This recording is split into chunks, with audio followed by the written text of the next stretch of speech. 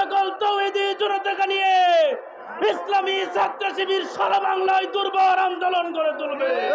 এনসিটিভির দায়িত্ব পালন করা এই অপদার্থ নাস্তিক মুসলমানদের ধর্ম বিশ্বাসের জায়গায় আঘাত এনেছে।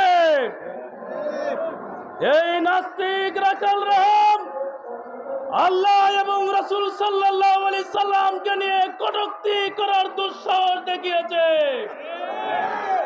আজকের এই মানববন্ধন থেকে অন্তর্বর্তীকালীন সরকারের কাছে আমরা জোর দাবি জানাতে চাই, 24 ঘন্টার মধ্যে রাখালরাকে গ্রেফতার করতে হবে,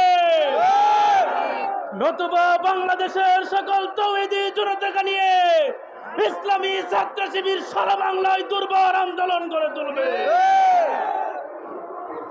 সংগ্রামী দেশবাসী, আপনারা জানেন মুসলমানরা তাদের নবীকে তাদের জীবনের চাইতে বেশি ভালোবাসে। কাজেই বাংলাদেশ শুধু বাংলাদেশ নয়, পৃথিবীর যে প্রান্তেই কোন কুলাঙ্গার নাস্তিক মুরতাদরা রাসূল সাল্লাল্লাহু আলাইহি সাল্লাম এবং ইসলাম নিয়ে কটূক্তি করার দুঃশব্দ দেখাবে, তাদের টুটি চেপে ধরে দুনিয়া থেকে বিদায় করার ব্যবস্থা মুসলমান তৌহিদি জনতা করবে। আমরা আমাদের হাতে আইন তুলে নিতে চাই না, এজন্য আইনের প্রতি শ্রদ্ধা রেখেই অন্তর্বর্তী সরকারের কাছে জোর দাবি জানাতে চাই, অনতিবিলম্বে রাখালরাকে গ্রেফতার করুন, সর্বোচ্চ শাস্তি মৃত্যুদণ্ড কার্যকর করতে হবে। আজকের এই মানববন্ধন থেকে আমরা দাবি জানাতে চাই, বাংলাদেশে ইসলাম অবমাননা, নবী সাল্লাল্লাহু আলাইহি সাল্লাম এবং আল্লাহকে নিয়ে যারা কটূক্তি করবে তাদের জন্য সর্বোচ্চ শাস্তি মৃত্যুদণ্ডের আইন বাস্তবায়ন করতে হবে। আমি ওআইসির প্রতি আহ্বান জানাতে চাই আজকের সাংবাদিক ভাইদের মাধ্যমে, সারা বিশ্বের মুসলমানদের রাষ্ট্রসমূহের যে জায়গাতেই যারা ইসলাম এবং রাসূল সাল্লাল্লাহু আলাইহি সাল্লামকে নিয়ে কটূক্তি করবে তাদের জন্য আন্তর্জাতিকভাবে আইন প্রণয়ন করার ব্যবস্থা করুন। জাতিসংঘের কাছে আহ্বান জানাই, ইসলাম এবং ইসলামের মুসলমানদের প্রাণ প্রিয় নেতা এবং নবী মুহাম্মদ সাল্লাল্লাহু আলাইহি সাল্লামকে নিয়ে যারা কটূক্তি করবে তাদের জন্য দৃষ্টান্তমূলক শাস্তির বিধান জাতিসংঘে পাশ করতে হবে।